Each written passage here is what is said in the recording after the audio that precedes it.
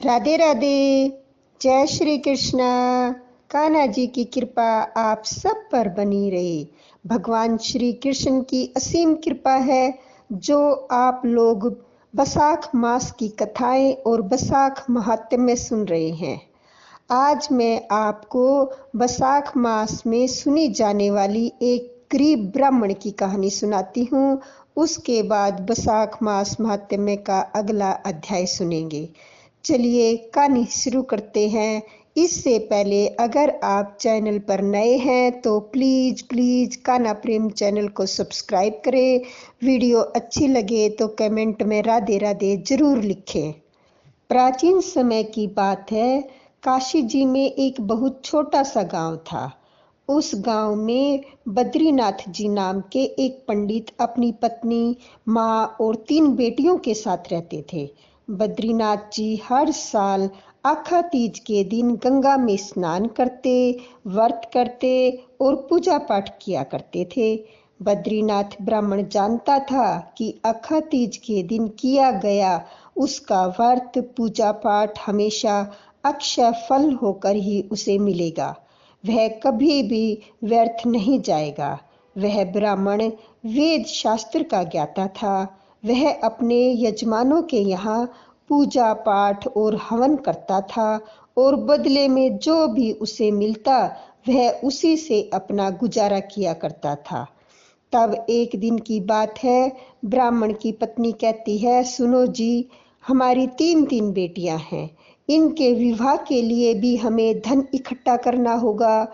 आप ऊपर की कमाई क्यों नहीं करते हो? लेकिन ब्राह्मण बद्रीनाथ जी ने अपनी पत्नी की बात सुनकर कहते हैं कि हे भाग्यवान, मैं ईमानदारी नहीं छोड़ूंगा। भगवान ने मुझे संतान दी है तो वही सब करेगा। इस तरह बद्रीनाथ जी ने अपनी ईमानदारी, सत्यनिष्ठा पर वह हमेशा कायम रहे। उस ब्राह्मण की आर्थिक हालत बड़ी ही दयनीय थी। वह बहुत ही गरीब था। उसने अपने पूरे जीवन में मात्र इज्जत ही कमाई थी।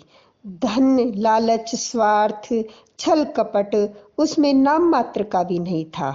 उसकी आजीविका साधन ही था उसकी वेद विद्या, जो कि उसके जजमान उसे यहाँ बुलाते, पूजा पाठ यज्ञ हवन कराकर उसे जो कमाई उसकी होती थी उसी से वही वह ग्रहण करता था।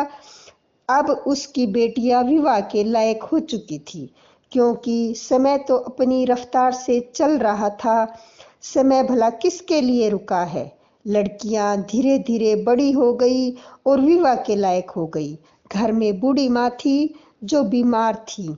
उसकी पत्नी जो आए दिन अपने पति को कहती थी कि मैंने कहा था ना धन कमाओ, और हट करती, क्लेश करती थी कि धन कमाओ धन कमाओ। अब बेटियों की शादी में हम धन कहाँ से लाएंगे? हमें धन के बिना हमारी बेटियों का विवाह कौन करेगा? पूरी उम्र आप सबको ईमानदारी का पाठ पढ़ाते रहे, अब अपनी बेटियों की शादी के लिए ईमानदारी क्या दहेज में दोगे?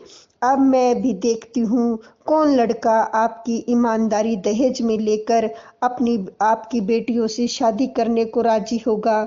अब तो वह ब्राह्मण बद्रीनाथ जी की बेटियां की बढ़ती उम्र और पत्नी के तानों को सुन सुनकर उसकी रातों की नींद और चैन सब गायब हो चुका था।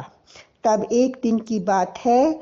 गांव के ब्राह्मण समाज के लोग आपस में बातें कर रहे थे कि नगर के राजा अक्षय तृतीया के दिन यज्ञ हवन आदि करवाएंगे और भोजन आदि करवाने के बाद पंडित ब्राह्मण साधु महात्माओं को वह स्वर्ण मुद्राएं दान में देंगे।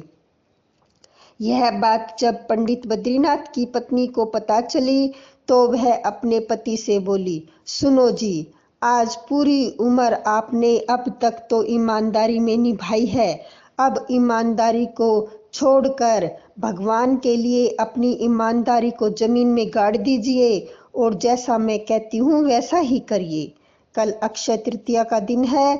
नगर के राजा के पास आप जाइए, मैंने सुना है कि वहाँ सभी ब्राह्मण पंडितों और साधु महात्माओं को यज्ञ हवन और भोजन कराने के बाद स्वर्ण मुद्राएं महाराज दान में देंगे। आप अपने इन्हीं 3 जवान बेटियों की खातिर तो वहाँ जाइए और दान में मिली स्वर्ण मुद्राएं लेकर आइए, ताकि हम अपनी बेटियों के हाथ पीले कर सके। बेटियों के विवाह की उम्र निकली जा रही है, इनके लिए तो कम से कम कुछ सोचिए। अगर इस बार आपने मेरा कहना नहीं माना तो मैं अपनी तीनों बेटियों को साथ लेकर कुएं में कूदकर जान दे दूंगी। आखिर पत्नी की जिद के आगे पंडित जी को हार माननी पड़ी। पूरी उम्र ईमानदारी से कमाने वाले पंडित बद्रीनाथ अक्षय तृतीया के दिन बड़े ही बेमन से तैयार होकर उस नगर के राजा के महल में पहुंच गए। जब ब्राह्मण समाज के लोगों ने पंडित बद्रीनाथ जी को दान की लाइन में खड़े देखा तो सब वे कहने लगे, देखो पंडित बद्रीनाथ जी की दान की पंक्ति में खड़े हैं। तब सब तरह तरह के बातें करने लगे। कोई कह रहा था, ईमानदारी को फेंक कर आज तो पंडित जी भी दान लेने आ गए। कोई कह रहा था, आज आपकी ईमानदारी कहाँ चली गई। कोई कह रहा था, अरे भाई 3 जवान कुंवारी बेटियों की खातिर यह बेचारा भी आखिर दान लेने के लिए पंक्ति में आकर खड़ा हो गया। कई लोग बद्रीनाथ जी के ऊपर हंस रहे थे तो कोई लोग उन्हें व्यंग कस रहे थे।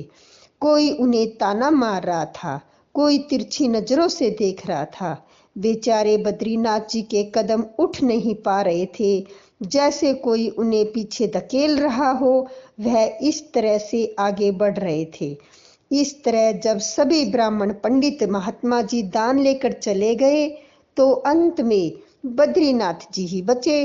राजा ने पंडित बद्रीनाथ जी को प्रणाम किया और उन्हें भी सोने की मोहरों की थैली देने लगे। तब पंडित बद्रीनाथ जी ने राजा से बोले, महाराज ठहरिए, आप यह सोने की मोहरों की थैली मेरे हाथ पर तभी रखना जब आपको मालूम हो कि यह आपने धन सत्य और ईमानदारी से कमाया है, अन्यथा यह सोने की मोहरों की थैली मेरे हाथों में मत रखना। महाराज, मेरे इन हाथों ने हमेशा ईमानदारी का पैसा लिया है। अगर आप मुझे दान देना चाहते हैं तो अपनी ईमानदारी से कमाया हुआ ही धन मुझे दीजिए। तब राजा थोड़ी देर तक सोचने लगा और सोच में पड़ गया कि आखिर राजा ने मन ही मन में सोचा, आज मैंने यह हवन कराया, पंडित महात्माओं को मैंने सोने की मोहरें दान में दी, मगर यह ब्राह्मण खाली झोली यहाँ से चला गया तो मेरा सारा किया कराया व्यर्थ चला जाएगा। तब राजा ने पंडित बद्रीनाथ जी से कहा कि हे ब्राह्मण देव, आप थोड़ी देर के लिए यहाँ विश्राम करें। मैं आपके लिए ईमानदारी से कमाई चीज आपको दान में देने के लिए महल से लेकर आता हूँ। तब राजा के अंदर अपनी रानी के पास गए और अपनी रानी को उन्होंने पूरी बात बताई। रानी बड़ी ही समझदार थी। उसने राजा से कहा, महाराज, पूरे महल में हमने अगर कोई चीज ईमानदारी से कमाई है तो वह यह तुलसी का पौधा, जो आप और मैंने दोनों ने मिलकर इस पौधे को लगाकर ठाकुर जी को रोज हमने जो चढ़ाया है, हम इस पौधे को जल से सींचते हैं और रोज सुबह शाम दिया बाती करते हैं और ठाकुर जी की पूजा करते हैं। दूसरी ओर राजा जी को याद आया कि एक बार आपने और मैंने खेत में थोड़ी देर तक के लिए हल चलाया था। तब हमारे खेत में जौ और धनिया की फसल उगई थी। यह सूखा धनिया और जो बचे हुए हैं यह आप ब्राह्मण को दे दीजिए, यही हमारी मेहनत की कमाई है। तब कुछ मुट्ठी जौ और कुछ मुट्ठी सूखे धनिये की थी जो वहां बची हुई थी। रानी ने उनको एक कपड़े की पोटली में बांधकर राजा को दे दी। तब राजा वह पोटली लेकर अपनी रानी के जवाब से भी बहुत प्रसन्न हुआ और राजा के मन को तसल्ली हुई। तब वह पोटली राजा उस ब्राह्मण के पास पहुंचा और ब्राह्मण खाली हाथ मेरे घर से नहीं जाएगा। राजा मन ही मन सोचकर बहुत खुश था। राजा ने तुलसी का पौधा और जौ और सूखे धनिये की पोटली ब्राह्मण पंडित बद्रीनाथ को दे दी और कहा कि हे ब्राह्मण, यह सभी चीजें मेरी मेहनत की कमाई है। ब्राह्मण बद्रीनाथ ने खुशी खुशी राजा को आशीर्वाद दिया और वह सामान लेकर अपने घर वापस चला आया। घर पर जो भी ब्राह्मण की पत्नी अपने पति को बड़ी बेसब्री से इंतजार कर रही थी कि कब उसके पति आएंगे और राजा ने दान में क्या दिया होगा। जैसे ही ब्राह्मण अपने घर की तरफ चला आ रहा था तो ब्राह्मणी ने अपने पति को देखा। घर की तरफ चला आ रहा है तो वह बड़ी उतावली हो गई और पति को घर में आया देख तो वह पूछने लगी, आप क्या लेकर आए हैं, बताइए कि राजा ने आपको क्या दिया। तब ब्राह्मण ने थैले में से तुलसी का पौधा निकाल और कुछ जौ और सूखे धनिये की छोटी छोटी पोटली निकाली और अपनी पत्नी से बोला, लो भाग्यवान, यह लेकर आया हूँ। इस पोटली में 4 मुट्ठी जौ है और इस पोटली में 4 मुट्ठी सूखे धनिये की, और हमारे भगवान विष्णु की प्रिय यह तुलसी महारानी है। राजा से मैं यही चीजें दान में लेकर आया हूँ। यह सुनते ही ब्राह्मण की पत्नी ब्राह्मणी गुस्से से तिलमिला उठी और बोली, मेरी किस्मत ही खराब है जो मैं तुम्हारे साथ ब्याह करके आई इस घर में। हमारे पड़ोस के पंडितों को देखो, सोने की मोहरें थैली भर राजा ने उन्हें दान में दी है, उन्हें लेकर आए हैं। उनकी पत्नी पूरे मोहल्ले में भर भर के सोने की मोहरें दिखाती फिर रही हैं। हाय री मेरी फूटी किस्मत। और वह ब्राह्मणी रोते रोते घर के अंदर कमरे में चली गई। तब ब्राह्मण की तीनों बेटियां अपने पिता के पास आई और बोली, पिताजी, हमें आपके ऊपर नाज है, आपने आज भी अपनी ईमानदारी की लाज रखी। बाबा, हमारी किस्मत में होगा तो हमारी शादी जरूर होगी, लेकिन आपकी ईमानदारी को बेचकर अगर हमारी शादी होती है तो हम कभी खुश नहीं रह पाते। तब बद्रीनाथ जी ने अपनी बेटियों के सिर पर बड़े प्रेम से हाथ रखकर बेटियों ने जो धनिये और जौ की पोटली रसोई में लेकर जाकर रख दी और तुलसी जी का पौधा आंगन के बीचों बीच रख दिया। इस तरह धीरे धीरे रात्रि हो गई और रात को जब सो गए, जब सुबह दूसरे दिन ब्राह्मणी सोकर उठी, स्नान आदि किया करने के बाद आंगन में आई है तो क्या देखती है, तुलसी का पौधा सोने चांदी हीरे मोती जवाहरों से भरा पड़ा है।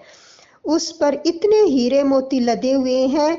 फिर वह भागी भागी रसोई में गई और जौ और धनिये की पोटली खोल कर देखी तो उस ब्राह्मणी की आंखें फटी की फटी रह गई, क्योंकि वहां जौ और सूखा धनिया भी सोने में बदल चुका था।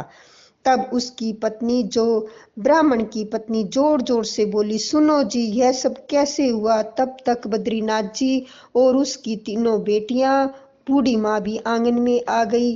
तब बद्रीनाथ जी की बूढ़ी माँ ने अपने बेटे, बहू और पोतियों से कहा, यह सब मेरे बेटे की पूजा पाठ और उसकी ईमानदारी का फल है। मेरा बेटा हर साल आखा तीज का पूजा पाठ करता है, उसी का फल है। भगवान विष्णु ने ही हमें सब कुछ दिया है। आखा तीज को किया गया व्रत, पूजा पाठ, दान का फल अवश्य मिलता है। इस दिन किया गया दान, व्रत व पूजा पाठ कभी व्यर्थ नहीं जाता। पंडित बद्रीनाथ जी को अपनी माँ की कही हुई बातों में सच्चाई नजर आने लगी। जब यह बात पूरे गांव में फैल गई, धीरे धीरे यह बात अब राजा के कानों में पहुंच गई। तब तो राजा को भी यह सुनकर बड़ा आश्चर्य हुआ। राजा भी उस ब्राह्मण की ईमानदारी को जानते थे। राजा भी समझ चुके थे कि अक्षय तृतीया की महिमा अपरंपार है। राजा भी अक्षय तृतीया की महिमा को जान चुके थे, क्योंकि बद्रीनाथ ब्राह्मण ने अपनी सच्चाई और निष्ठा को नहीं छोड़ा था। उस पर तो स्वयं भगवान विष्णु देव जी, उन्होंने अपनी कृपा की है। तब राजा ने पूरी नगरी में ढिंडोरा पिटवा दिया कि सभी लोग अक्षय तृतीया का व्रत करे, दान पुण्य करे, पूजा पाठ करे, क्योंकि इसका फल अनंत है, अक्षय होकर मिलता है।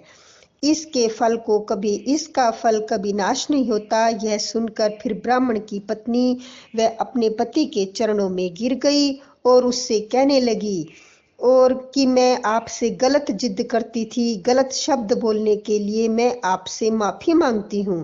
पंडित जी ने अपनी पत्नी को उठाया और कहा, यह सब तो तुमने कुछ गलत नहीं किया। हर माँ अपनी बेटियों के बारे में सोचती है। तुमने भी अपनी बेटियों की चिंता की थी, इसलिए तुमने मुझे इतना कुछ ताने मारे, तभी अपनी बेटियों का विवाह हम समय पर कर पाए। पंडित बद्रीनाथ जी को भगवान विष्णु की कृपा का फल मिला है। दोस्तों, जो यह कहानी सुन रहे हैं और जो यह कहानी कह रहे हैं, अक्षय तृतीया उसकी सभी मनोकामनाएं पूरी करे। भगवान विष्णु और माता लक्ष्मी उस पर अपनी कृपा बनाए रखें। बोलो लक्ष्मी माता की जय। आइए अब वैशाख मास महात्म्य का 21वां अध्याय सुनते हैं। इसमें हम जानेंगे कि वैशाख मास की कौन कौन सी तिथियां पुण्य कारक हैं। मैथिल बोले कि इस वैशाख की कौन कौन सी तिथियां अत्यंत पुण्य कारक हैं और क्या क्या दान विशेष रूप से उत्तम है और संसार में इन्हें किसने प्रख्यात किया है, यह सब बताइए। यह सुन श्रुतदेव जी कहने लगे, वैशाख में मेष के सूर्य की 300 तिथियां बड़ी उत्तम हैं। उनमें दान करने से कोटि गुना फल होता है। एक एक तिथि में स्नान, दान, होम, पूजा आदि करने से तत्काल मुक्ति होती है। कथा सुनने से रोग और दरिद्रता से पीड़ित दुख भी दूर हो जाते हैं। जो इन तिथियों को व्यर्थ व्यतीत करता है वह गोधाती, कीर्तधन्य, मित्रघाती और आत्मघाती होता है। दरिद्र, धनवान, लंगड़े, अंधे, विधवा स्त्री, बालक आदि सबको यह वैशाख धर्म अत्यंत सुख के साधन के योग्य है। चैत्र के महीने में जब मेष की संक्रांति हो, उसी समय पापों को नाश करने वाली अमावस्या कोटि गया करने से फल देती है। यह एक पितृेश्वरों के संबंध की पुरानी कथा चली आ रही है, जो हर्क और पितरों की है। जब पृथ्वी पर श्रवण मनवंतर का राज्य था, तीसरे कलयुग के अंत में जब संपूर्ण धर्म नष्ट हो गए, उस समय अनर्थ देश में धर्मवर्ण नाम का कोई ब्राह्मण हुआ। उसने उसी कलयुग के प्रथम पाद में मनुष्य को पापों से युक्त और अपने अपने धर्मों में हीन देखा। तब एक दिन वह मुनि महात्माओं के शस्त्र यज्ञ के दर्शन करने के निमित्त पुष्कर क्षेत्र गया। वहां ऋषि मुनि लोग कलयुग की प्रशंसा कर रहे थे कि सतयुग में जो वर्ष भर में माधव भगवान प्रसन्न होते हैं, सो त्रेता में 1 मास में और द्वापर के 1 पक्ष में होते हैं, उससे 10 गुना पुण्य कलयुग में विष्णु भगवान का स्मरण करने से होता है। केवल एक हरि नाम का उच्चारण करना उचित है। जब यह प्रसंग हो रहा था, तभी नारद मुनि खूब हंसने लगे और उन्मत्त की तरह नाचने लगे। निसंदेह यह कलयुग बड़ा पुण्य रूप आया है। केशव भगवान कलेश नाश करने वाले स्मरण मात्र से ही प्रसन्न होते हैं, परंतु कलयुग के आगमन में आप लोगों का यहाँ ठहरना उचित नहीं है। इस पाखंड में भारत को छोड़कर सुखपूर्वक अन्यत्र जहाँ कहीं मन प्रसन्न हो विचरो। यह वचन सुन व्रतधारी मुनि यज्ञ समाप्त कर शीघ्र ही चले गए और धर्म वर्ण भी पृथ्वी त्यागने का विचार कर ब्रह्मचार्य व्रत में जटाधारी साधु की भांति कलयुग में अनाचारों को देखने लगे। वहां जाकर क्या देखते हैं, संपूर्ण मनुष्य जाति घोर पाप में मगन है। ब्राह्मण, शूद्र और सन्यासी पाखंडी हो गए हैं। पति पत्नी में, गुरु शिष्य में, सेवक स्वामी में, पिता पुत्र में परस्पर विरोध रहता है। ब्राह्मण शूद्रवत्र गो बकरी के समान हो गई है। वेद कहानी मात्र है। सत्य कर्म साधारण हो गए हैं। देवताओं की भांति भूत प्रेतादि की पूजा होती है। अधम और नीच पूज्य हो गए हैं। इस कलयुग में भ्राता भंगनी से, पिता पुत्री से संगम करते हैं। साधु महात्माओं का अपमान होता है, पापियों का सत्कार होता है, इत्यादि घोर दुराचार हो रहा है। यह सब देखते देखते वर्ण धर्म आश्चर्य युक्त हो पितृलोक को गया। वहां पितृगणों को बड़े भयंकर दुखों तथा अंधकूपों में पड़े हुए त्राही त्राही करते देखा, जहां किसी प्रकार का सहारा नहीं है। उन्हें देख बहुत विस्मित हुआ और दयालु होकर बोला, तुम कौन हो? तुमने ऐसे कौन से घोर दुष्कर्म किए जिससे तुम यहाँ पड़े हो? तुम किस गोत्र में उत्पन्न हुए हो और तुम्हारा उद्धार कैसे होगा? यह सब तुम मेरे सामने कहो, तुम्हारे आज ही कल्याण हो जाएगा। उसके ऐसे वचन सुन दुख से व्याकुल पित्तेश्वर प्रसन्न हो दीनवाणी से कहने लगे, हम श्री वत्स गोत्री हैं। हमारा वंश पाप से क्षीण है। हमारे लिए पिंड देने वाला कोई भी संतान नहीं है। इसी से हम दुरात्मा अंधकूप में पड़े हैं। हमारे कुल में एक धर्म वर्ण ही बड़ा यशस्वी है। वह सबको छोड़ अकेला ही विचरता है। उसने गृहस्थी धारण नहीं की। वही दुर्वा का तंतु रूप है जिसे पकड़कर हम लोग लटक रहे हैं। अतः धर्म वर्ण की आयु क्षीण होने पर इस अंधतामिसा दुर्ग कूप में गिर पड़ेंगे। इससे हे तात, तुम पृथ्वी पर जाकर धर्म वर्ण को समझाओ कि तेरे पितृश्वर दुख से पीड़ित केवल एक दूब के सहारे लटक रहे हैं। तेरे मरने पर और संतान न होने पर हम और तू सब अंधतामित्र कूप में पड़ेंगे। इसलिए गृहस्थ धर्म ग्रहण करके संतान वृद्धि करें। जब वह संतान गया को जाए, बसाकोक्त धर्म करे, विष्णु भक्त हो, एकादशी आदि व्रत करे एवं पाप नाशनी कथा सुने, जिससे उसकी 100 पीछे की और 100 आगे की पीढ़ी नरक में जाने से बचे और हमको तथा उसको उधर गति प्राप्त होगी। तुम मेरे सत्य वाक्य समझो, धर्म वर्ण को गृहस्थ में प्रवृत्त करो। पित्तेश्वरों के ऐसे वचन सुन अचंभे में पड़ा रोता हुआ हाथ जोड़कर नमस्कार कर धर्म वर्ण बोला, हे महाराज, मैं ही दुराग्रही तुम्हारा वंशधर धर्म वर्ण हूँ। मैंने यज्ञ में महात्मा नारद जी से कहे हुए वचन सुने। फिर पृथ्वी पर बहुत से पापी मनुष्यों को देख कुसंगति के डर के मारे वहां विचरता रहा। इस तरह इस कलयुग के अंतिम पाद्य में भी 3.5 भाग व्यतीत हो गए हैं। मैंने अब तक आपका दुख दूर नहीं किया है। मैं अब आपकी आज्ञा का पालन देव ऋषि पित्तेश्वरों को तर्पण पूजा आदि करके करूंगा और ऐसा आशीर्वाद मांगा कि सारी कर्तव्य करने पर भी कलयुग में बाधा न हो। हे राजन, धर्म वर्ण के कहने पर पित्तेश्वर बोले, हे पुत्र, तू गृहस्थ धर्म में प्रवृत्त हो, संतान उत्पन्न करके हमारा उद्धार कर। क्योंकि जिसके घर में तुलसी वृक्ष, शालिग्राम, महाभारत आदि ग्रंथ हैं, जहाँ कथा सत्संग होते रहते हैं, हरि स्मरण कीर्तन और बसाख धर्म आदि शुभ कर्म होते रहते हैं, वहाँ कलयुग बांधा नहीं पहुँचता है। हे पुत्र, इसलिए तू पापात्मा युग की चिंता मत कर, शीघ्र घर जा। इस माधव मास में सबके उपकार के लिए मेष की संक्रांति की 30 तिथियों में बसाख के धर्म कर, जिससे करोड़ों गुने फल मिलते हैं। चैत्र की अमावस्या में पिंडदान श्राद्ध कर, जल से भरा घड़ा दान कर, जिसमें कपूर और अगर का वास न हो, दान कर और सबके उपकार के लिए गृहस्थी बनकर उत्तम संतान प्राप्त कर, पीछे मुनि की वृत्ति धारण कर सुख पूर्वक द्वीपों में विचरना।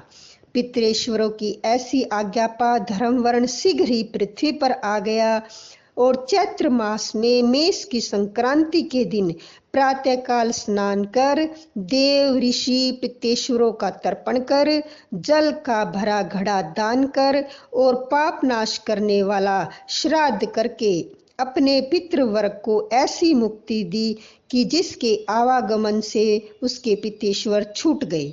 फिर विवाह किया, जिससे सुंदर संतान हुई और संसार में इस पाप नाशनी तिथि को प्रख्यात कर स्वयं प्रसन्न हो गया। इसलिए यह मधुमास माधव मास की अमावस्या भी शुभ है। इसके समान संसार में कोई तिथि न देखी है न सुनी है। इससे आगे का वृत्तांत हम अपने अगले अध्याय में सुनेंगे। राधे राधे, जय श्री कृष्णा।